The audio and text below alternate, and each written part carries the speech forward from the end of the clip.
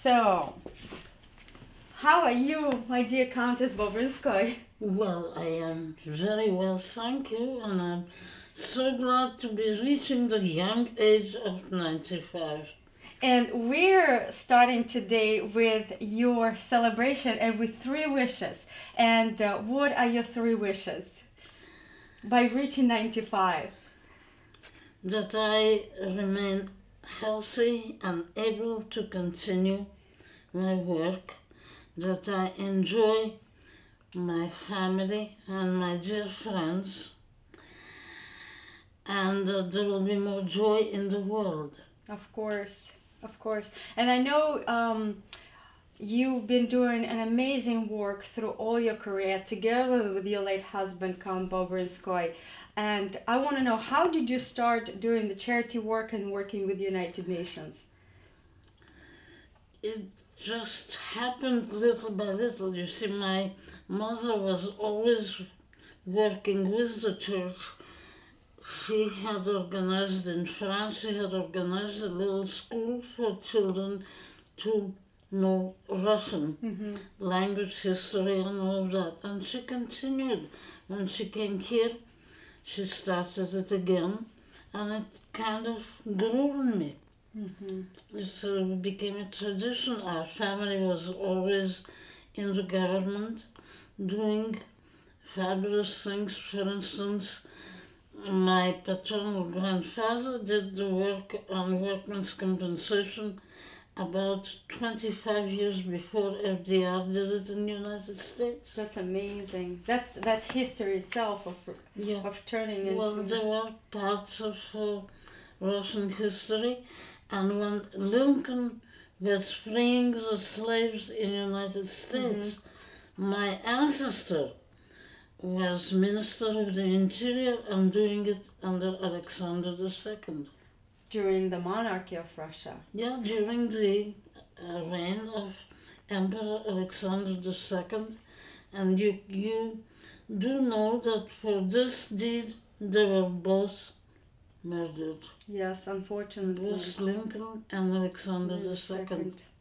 And when revolution happened in 1917, where was your family? How did it happen that they were able to escape? What exactly happened? Because that's history as itself. Yes, well, my paternal grandfather was immediately arrested and he died in Soviet prison. Somehow my father was the youngest professor at the St. Petersburg Polytechnical Institute, and so they left him alone for a while, and he didn't want to leave until while his father was still alive. But then he was in some kind of one of those Soviet insane things that they were plotting. No, my father wasn't. So it became absolutely necessary for him to escape. So he and my mother and his youngest brother escaped, swimming the sister Erika into Finland. So they swam, they basically swam. They swam across a river into Finland, and he contacted the president because they knew him from my grandfather's office, and they were admitted into Finland because they may have been sent back to Soviet Russia. So they left Finland very soon, went to Germany, where I had the misfortune of being born, because my 3 months in Germany made me a Nazi. Really, 3 months? 3 months I was in Germany, and I became a Nazi, dirty German in France, and I became an enemy alien in the United States. So what happened after? After 3 months, my father was invited to, at that time it was Czechoslovakia University, to teach there, and he realized that the commies were very close, so he moved to France, where we lived until I was 16 years old, so quite a few years, and then he received an invitation from Harvard University Mm-hmm. to come and teach sociology of law, which is a science he had created. He came, and the 1 year invitation was prolonged to 5, and then Harvard did something terrible. They invited him to be the chairman of the department. That would mean that he would be replacing the person who was instrumental. Oh, what a pity. And so my father left Harvard. And he was going back to France on a ship, Mm-hmm. thinking that here we are, the war is going to start, and we're back in Europe. They put him at the table together with a German professor, Mm-hmm.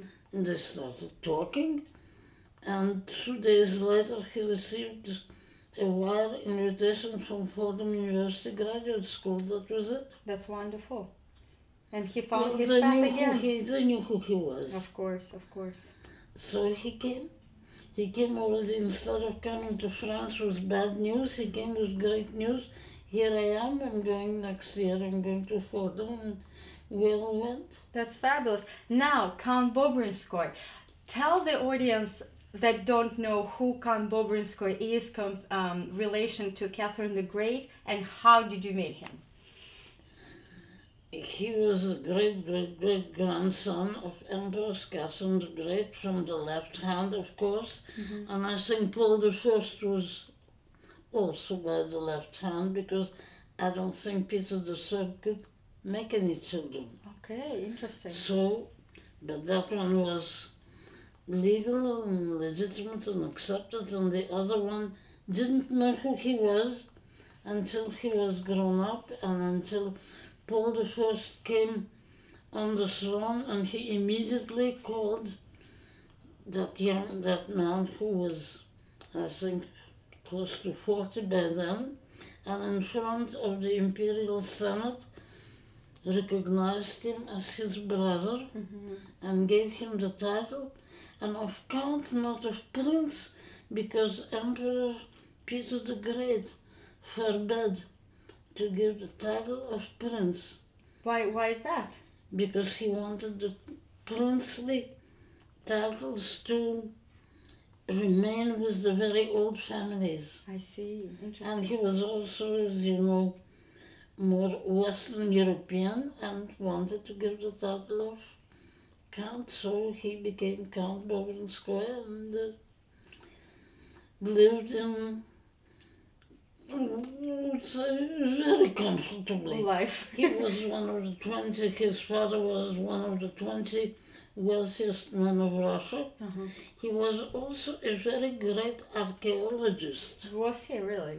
Yeah, very serious. Mm-hmm. And created the Museum of Archaeology in St. Petersburg.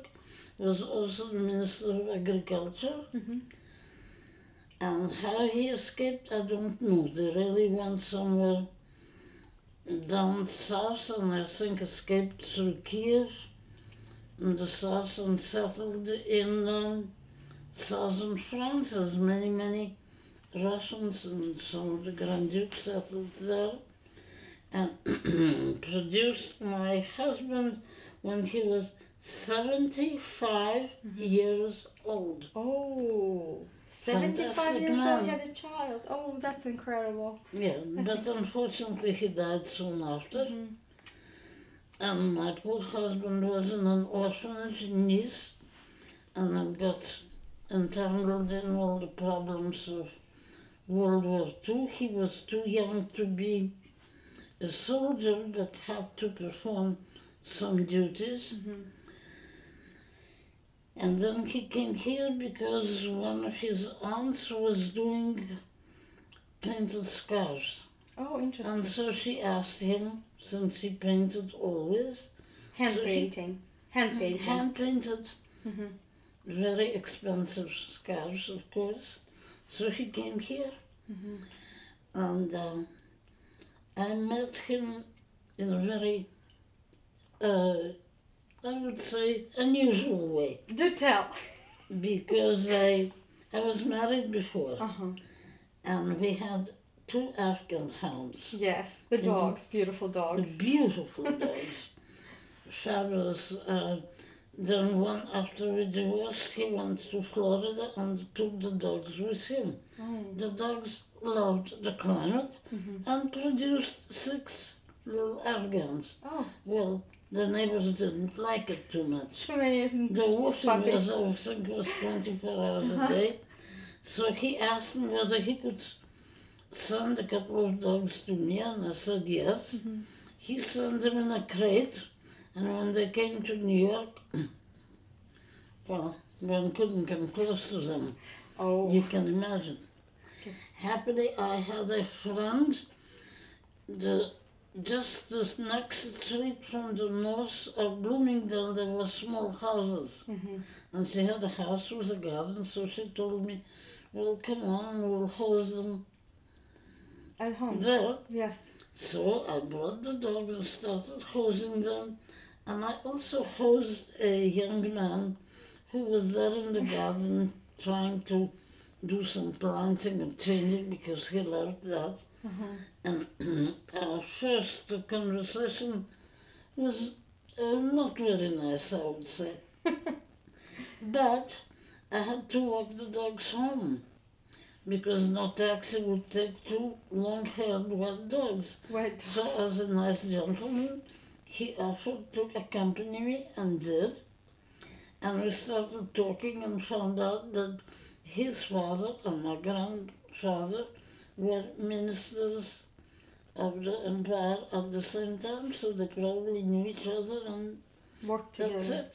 And that's an incredible story. It's an interesting story. Very. And yeah, I've been asked to write a novel. But I know that Count Bobrinsky and you, Countess Bobrinsky, you together worked and developed an amazing charity work for the Order of St. John of Jerusalem, Russian Grand Priory. Well, yes, it actually, we did not start it, we just continued the order that was created and was presided by Emperor Paul. And that's And a so very he interesting. made hereditary family commanders, Mhm. and the Bobrinskys were among that.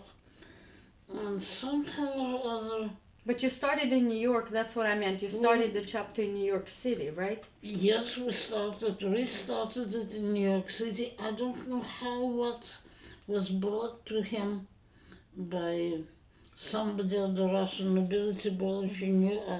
If you know, I also had to run that. Mm-hmm. I had to create and run, and not many people from different countries. And somebody told Nicholas, well, why, what? So he started studying it, liked it, discussed it with the Princess Belisitsky and Sherbatov and a couple of the other great families which do not exist anymore. And they told him, well, you are a descendant. Restarted it. He loved the idea and he restarted it. And Paul, to give information to the audience, Paul actually took the Order of St. John under his wing in Russia when they had problems in Europe, right? Well, not only that, good old Napoleon Bonaparte Yes. wanted gold, Mm-hmm. and gold had to be reached from Africa, and a very convenient place to stop in between was the island of Malta. Yes, of course. So that's what he did. Mhm. Took the Roman Catholic order there, he just took Malta and they ran away. Where did they run? They ran to Russia. They went to Russia with the gold. No, Napoleon took the gold. Napoleon took the gold. The Knights of Malta ran to Russia and elected Emperor Paul as their Grand Master. Grandmaster. And there's a portrait in Malta of Paul the First Yes, as well. there is. Yes. There is. Then, of course, they tried to say that they were the only ones, what is baloney. And that's how it continued. Now, the thing is that The year that we started, it was Nicholas. There was a tremendous hurricane in one of the islands on the west of United States. Which one was it? Not as far as Hawaii. But before the Hawaii, right? Yes, before Hawaii. And so we needed to get food. It's all, it's all written up so that you can look it up. It's very interesting. But so we raised about 8 tons of food. 8 tons of food. And went on from there. That's amazing. And just to say about few charity projects that you put together, would you please name a few? Well, we helped in Colombia. We helped, of course, in Hungary, Ukraine, in Georgia. Russia, of course. In Russia, later. Later. Yeah, because the government was not exactly very friendly. After the Iron Curtain fell, you were able to go and... Yes. Yes. Yes, it was not possible to think about anything else. And so we went there and started there and found out that it was very badly needed and started helping some hospitals and children's home there. And I will tell you something that I will never forget, and people should not forget. I asked, what should I, we went to a children's hospice, what should I bring? And we were told, bring some oranges. Oranges? Why was and we bought, crate of oranges, and the children came, and we were told to start. We started giving them oranges. One of them screamed, "Orange Christmas!" Oh. Can you imagine? Oh. That's when they would get oranges for Christmas. Yes.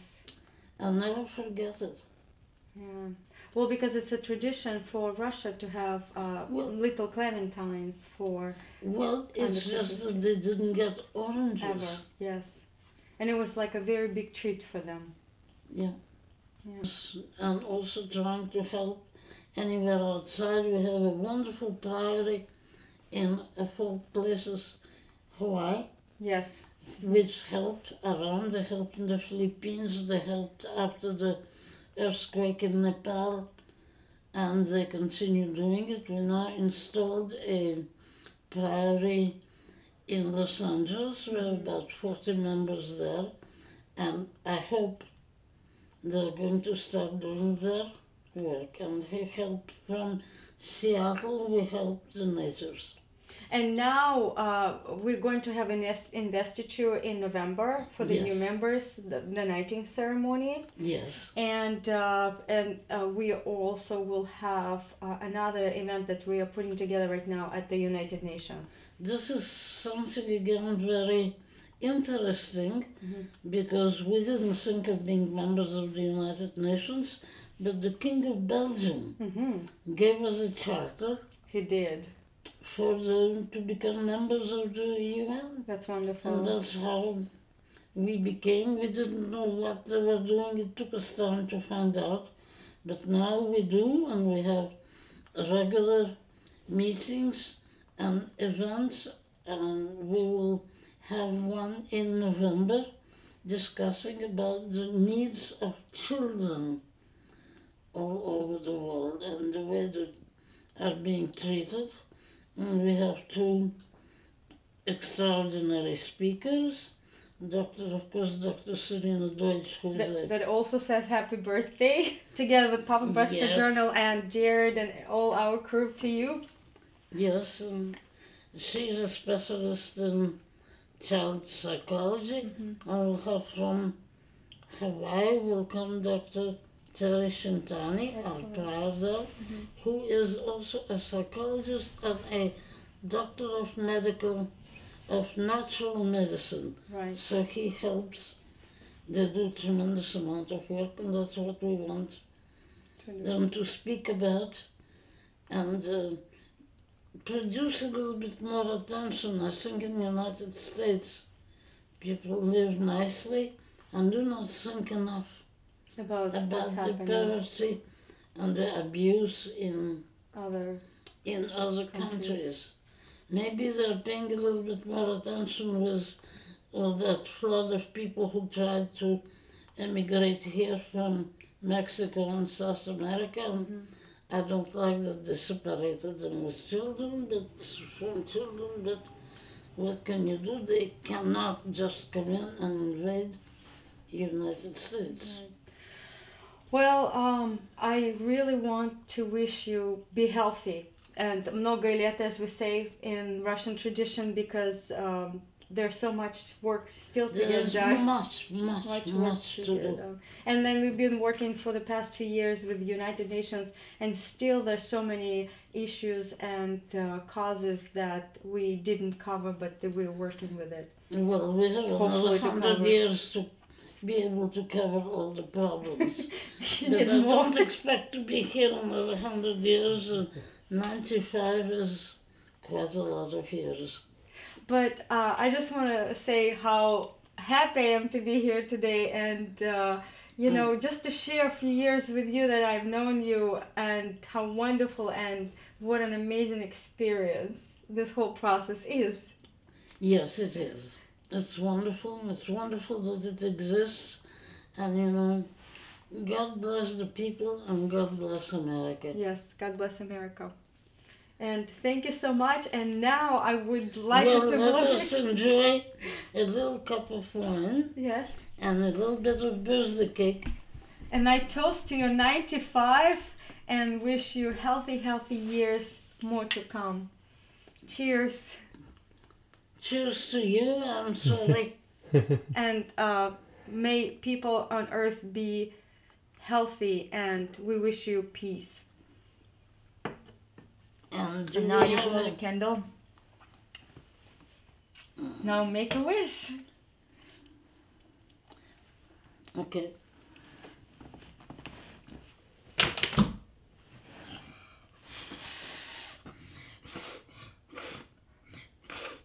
That's great. You made a wish. I sure did. And we are very proud to have today with Papa Prescott Joel Countess Tatiana Bobrinskoy. The whole history is right here with us today. Yeah. And I'm very happy to be. I'm very happy that you're giving me this wonderful cake and wonderful time to be together with you and celebrate. celebrate. And we celebrate you because you've done so much for people and for so many. Thank you. God bless you. Thank you.